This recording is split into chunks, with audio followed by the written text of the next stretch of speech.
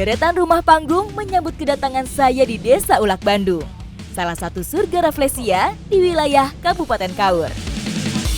Kali ini saya sedang bersama Wiliza yang akan menemani saya untuk mengeksplor keindahan alam di Desa Ulak Bandung. Seperti apa keseruannya? Ikuti jejak saya, jejak petualang.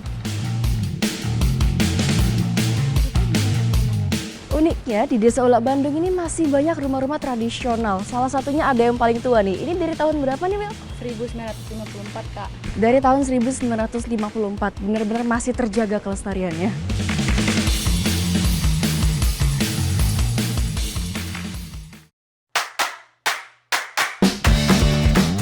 Jembatan gantung ini menjadi pembuka petualangan saya kali ini. Hutan Ulak Bandung membentang seluas lebih dari 122.000 hektar yang berbatasan dengan Taman Nasional Bukit Barisan Selatan. Tak hanya memberi manfaat bagi masyarakat sekitar, tapi juga menjadi habitat berbagai macam jenis flora dan fauna. Bengkulu disebut sebagai bumi Rafflesia. Jadi untuk pertama kalinya saya akan melihat langsung bunga Rafflesia di sini. Masuk lebih dalam, saya melewati vegetasi yang semakin padat. Tingginya curah hujan dan minimnya paparan sinar matahari membuat hutan ini mempunyai udara yang lembab dan basah. Untuk menemukan bunga Rafflesia ini memang harus melewati hutan hujan tropis yang jalanannya tuh licin banget, curam. Jadi kita harus sangat berhati-hati untuk jalan di sini. Tutupan lahan dengan pohon-pohon besar menjadikan kawasan ini memiliki suasana khas hutan hujan tropis. Habitat seperti ini menjadikannya sebagai daerah endemik bunga Rafflesia. Akhirnya kita sudah sampai di lokasi Rafflesianya tumbuh. Dan di sana kelihatannya ada bapak-bapak yang lagi beraktivitas. Saya kurang tahu lagi ngapain. Langsung aja kita cek.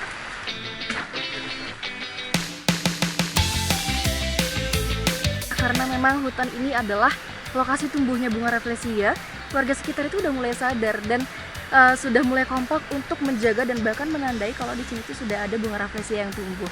Masih ada Pak bunganya Pak? Sebenarnya masih ada, tapi sayang sekali mungkin kurang beruntung, warnanya sudah agak hitam. Sudah agak hitam. Ya. Boleh lihat Pak? Boleh, silakan. Terciumnya bau menyengat menandakan keberadaan bunga Rafflesia di lokasi ini. Nah, ini bunganya, silakan dilihat.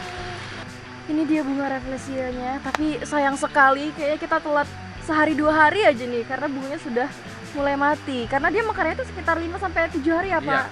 Mungkin kalau kita sampai 1-2 hari lebih cepat kita bisa dapat nih bunganya ya dengan warna yang sempurna. Ini termasuk Rafflesia apa Pak? Bungkuluensis. Bungkuluensis. Nah, lebih kecil, warnanya agak pink. Dari 27 jenis Rafflesia di seluruh dunia, 5 diantaranya ditemukan di Bengkulu dan 2 jenis berada di Desa Ulak Bandung. Selain warna, perbedaan 2 jenis Rafflesia ini terletak pada ukurannya. Bunga Rafflesia arnoldi bisa tumbuh berdiameter lebih dari 1 meter. Di Bengkulu ini ada 2 jenis Rafflesia. Yang pertama itu ada Rafflesia arnoldi dan yang kedua yang saya temukan ini adalah Rafflesia bengkuluensis. Dia itu ukurannya lebih kecil daripada arnoldi dan warnanya itu lebih berwarna pink kalau misal dia sudah sedang mekar.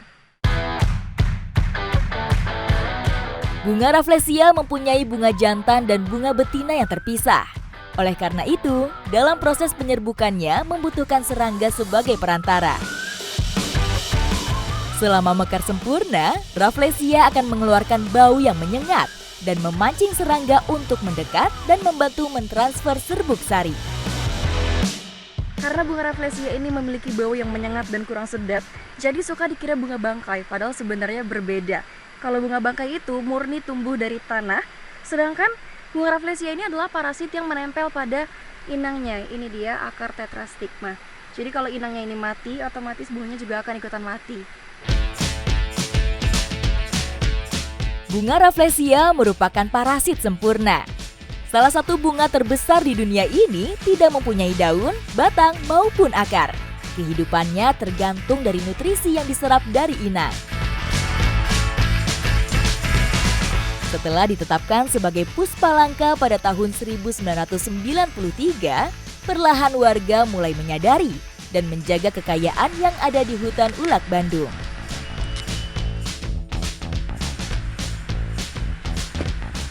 Akhirnya rasa penasaran saya untuk melihat bunga rafflesia sudah terbayarkan.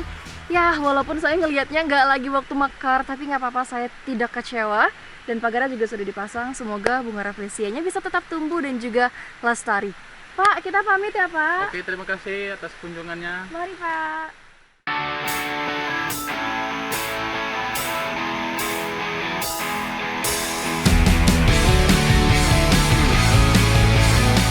Tak hanya bunga rafflesia, hutan Desa Ulak Bandung juga menyimpan keragaman hayati yang kaya. Setelah berjalan menelusuri hutan, ternyata cukup membuat perut saya lapar. Jadi saya mau mencari kira-kira apakah ada sesuatu yang bisa saya manfaatkan di hutan ini. Setelah menelusuri hutan lebih dalam, kami menemukan beberapa rumpun rotan yang saling berdekatan. Saya menemukan ada buah rotan di sana, sepertinya masih ada buahnya dan semoga umbutnya juga masih bisa dikonsumsi. Ayo, Wil. Rotan merupakan jenis tanaman palem-paleman yang tumbuh merambat pada pohon di sekitarnya. Terdapat 306 jenis tanaman yang seluruh batang dan daunnya dipenuhi duri tumbuh di hutan Indonesia. Saya cukup beruntung bisa bertemu lengkukup, salah satu jenis rotan yang sedang berbuah.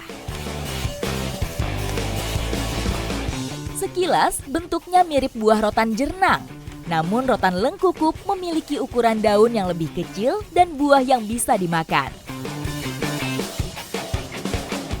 Nah, ini dia buahnya kita sudah dapet. Nih, nanti kita habis ini berarti ngambil umbutnya ya, Li.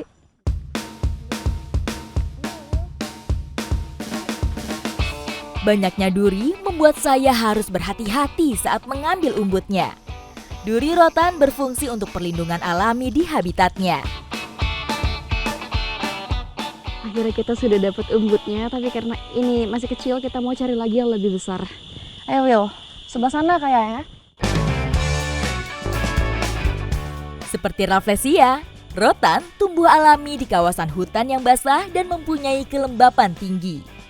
Keragaman tanaman di sini sudah membuktikan kekayaan Desa Ulak Bandung sebagai salah satu kawasan hutan di Provinsi Bengkulu yang masih terjaga kelestariannya. Nah, ini dia hasil pencarian kita hari ini. Sudah cukup ya, ini sudah lumayan banyak. Yuk kita lanjut lagi perjalanan kita.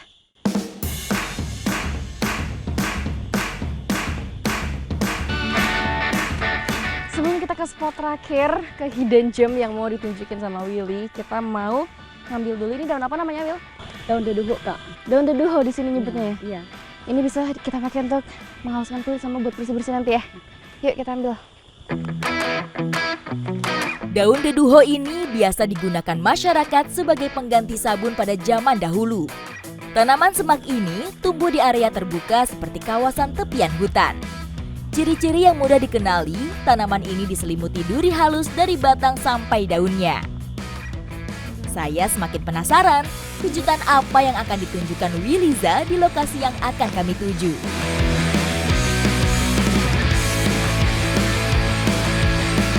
Sekarang saya sedang menuju ke salah satu lokasi hidden gem yang ada di desa ini. Jalanannya lumayan ekstrim banget, ini hampir 90 derajat, jadi harus hati-hati. Jalur curam langsung menyambut saya di lokasi ini. Tanah yang cukup basah membuat jalan setapak ini menjadi sangat licin. Bahkan sempat membuat teman saya terjatuh.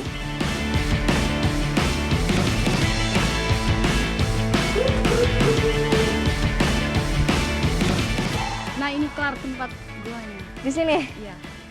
akhirnya setelah melewati jalanan yang lumayan terjal dan licin, kita sudah sampai di pintu masuk untuk ke hidden gemnya. Jadi saya dan Williza harus melewati gua ini sampai nantinya kita akan menemukan hidden gem ataupun ada kejutan di dalam. Dari mulut goa, saya bisa merasakan hembusan angin lembab yang kuat dari dalam. Memasuki goa, saya hanya memanfaatkan penerangan dari lampu di kepala saya. Goa ini memiliki jalur yang cukup sempit. Tantangan berikutnya ketika saya mendapati permukaan batuan yang basah, licin, dan tajam pada bagian langit-langit. Namun semakin masuk ke dalam, saya mendengar suara gemuruh air yang sangat deras. Saya sudah sampai di spot hidden gem-nya. Ada air terjun di sana setelah melewati gua yang lumayan sempit, jadi harus jongkok-jongkok jalannya. Sekarang semuanya terbayarkan dengan pemandangan air terjun di sebelah sana. Cahaya matahari samar-samar menembus langit goa yang berlubang.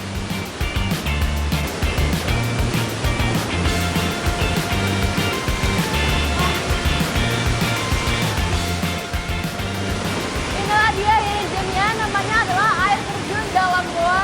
Dingin banget di sini dan saya udah bisa ngerasain betapa segernya air terjun ini. Air terjun dalam goa ini mempunyai debit yang cukup deras. Embun yang memantul membasahi badan saya seketika. Karena badan saya gatal-gatal habis dari sunat-sunat, jadi kita udah ngambil daun deduho ini untuk membersihin badan. Jadi ini kalau digosok-gosok itu bisa keluarin busa. Pada zaman dahulu, daun deduho digunakan sebagai sabun alami. Busa dari daun ini mempunyai sifat antibakteri, sehingga aman, bahkan dipercaya dapat menghaluskan kulit.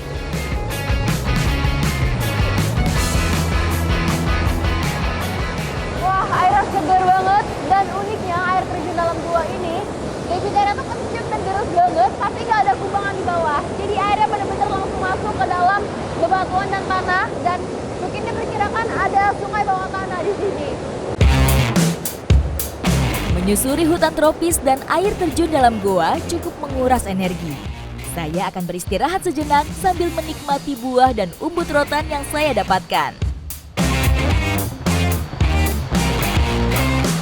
Buah rotan yang lagi kita makan ini itu jenisnya lengkukup di sini nyebutnya ya. Iya, Kak. Dan dia itu bentuknya kayak buah salak tapi dalamnya kayak buah kelengkeng dan ternyata tidak semua buah rotan bisa dimakan. Ada satu jenis yaitu jenis jernang namanya, itu tidak bisa dikonsumsi. Tapi untuk jenis lengkukup ini bisa dikonsumsi. Meskipun terlihat mirip, buah rotan mempunyai kulit yang lebih keras dari buah salak. Rasanya memang tidak semanis kelengkeng, tapi cukup untuk menambah energi saya. Sekarang, saya mau mencoba umbutnya. Umbut tersimpan di dalam lapisan batang rotan. Terlebih dulu, saya harus mengupas lapisan luar yang sudah mulai ditumbuhi duri.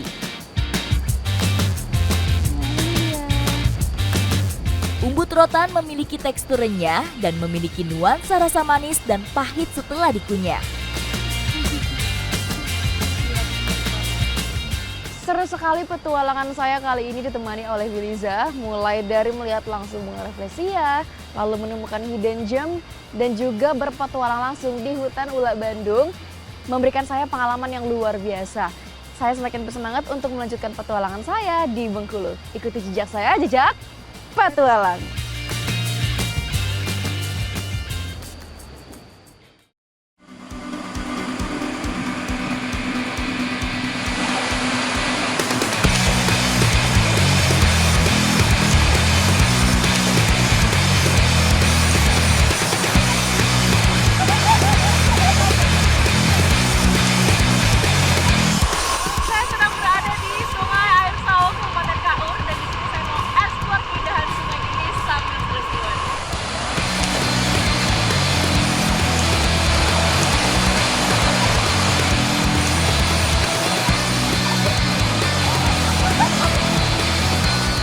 Bersama warga setempat, saya larut dalam keseruan ini.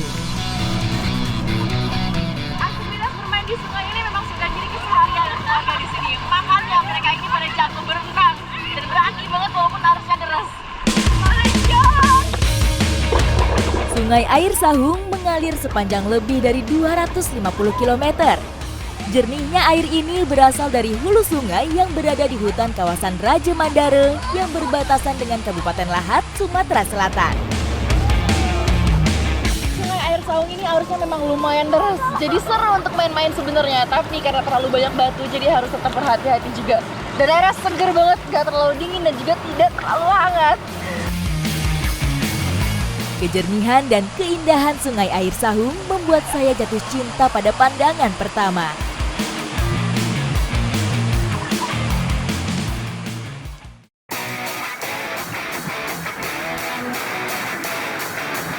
Tadi pas saya lagi main air, saya lihat ada bapaknya lagi nyari ikan kayaknya. Jadi saya mau coba tanya-tanya. Sungai Air Sahung tidak hanya menyimpan keindahan yang menyejukkan mata. Di balik derasnya air dan bebatuan, terdapat satu jenis ikan yang menjadi kebanggaan masyarakat Kaur. Mana Pak? Oh, ini kan bungkus namanya. Ini alat apa namanya Pak? Jair. Jair. Oh. Ini alat jair. Jair. Unik ya, bapaknya pakai kacamata juga. Jadi ini yang ditangkap adalah ikan bungkus. Lihat ya bentukannya, ditangkap dengan alat menggunakan jair. Terus bapaknya pakai kacamata juga supaya ngelihat langsung di bawah gitu ya Pak? Iya. Saya boleh coba ikutan nyari nggak Pak? Boleh. Mana alatnya, boleh pinjam nggak? Boleh. Ini ada. Oh ada di situ? Ada. Oke, Kak.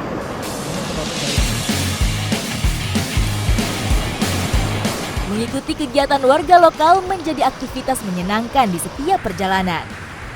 Sekarang saya lagi bersihin kacamatanya dengan menggunakan daun Jepang, jadi supaya tidak berembun dan jernih penglihatannya. Unik cara menangkap ikan di sini ya.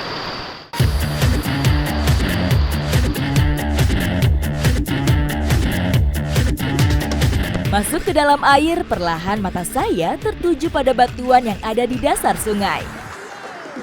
Ikan mungkus merupakan jenis ikan air tawar penghuni sungai berpasir dan berbatu. Ikan dengan corak indah ini hidup di aliran sungai yang jernih dan deras. Wah, dapat lagi bapaknya. Jago banget Pak, udah biasa ya Pak. Keren, bapaknya dapat lagi. Setelah mengamati keberadaan ikan, akhirnya saya tahu kenapa ikan mungkus harus ditangkap dengan alat bernama jair. Ikan mungkus ini dia hidupnya tuh menempel di bebatuan. Jadi saya harus teliti mencari di sekitar bebatuan. Terus kalau sudah dapat ikannya, tinggal dikaitin dengan menggunakan jair ini. Ini dia ikannya. Menangkap ikan mungkus tak perlu menggunakan umpan. Setelah mendapatkan posisi target, langsung kaitkan mata kail ke badan ikan. Pada ujung jair terdapat mata kail yang bisa terlepas dari joran.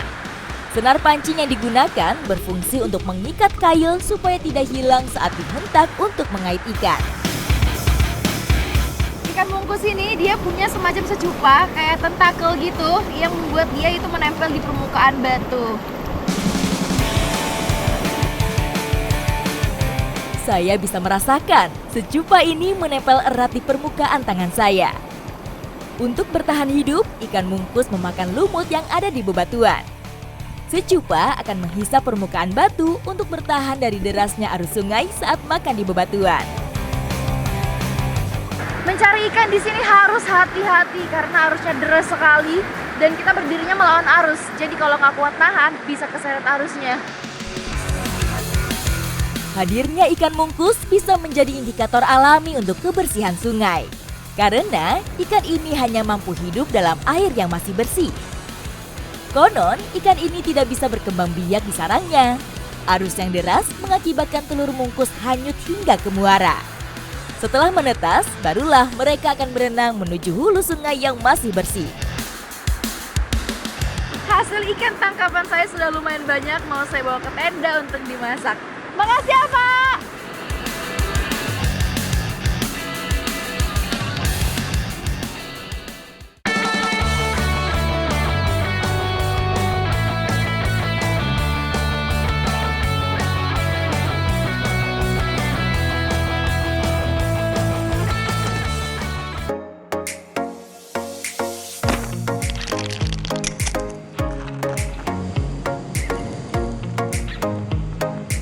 Tak jauh dari Sungai Air Sahung, saya mendirikan tenda untuk istirahat.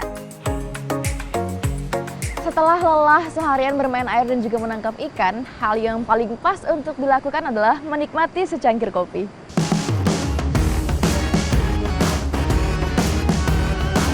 Wanginya aroma kopi menjadi aroma terapi tersendiri bagi saya. Selain menghangatkan, secangkir kopi juga bisa menjadi teman untuk menikmati indahnya alam di sini. Saya tak mau kelewatan mencicipi ikan mungkus khas Kabupaten Kaur. Gurihnya ikan mungkus seperti secupa yang melekat di lidah saya. Pantas saja ikan ini menjadi primadona di Kabupaten Kaur. Ikuti jejak saya, jejak petualang.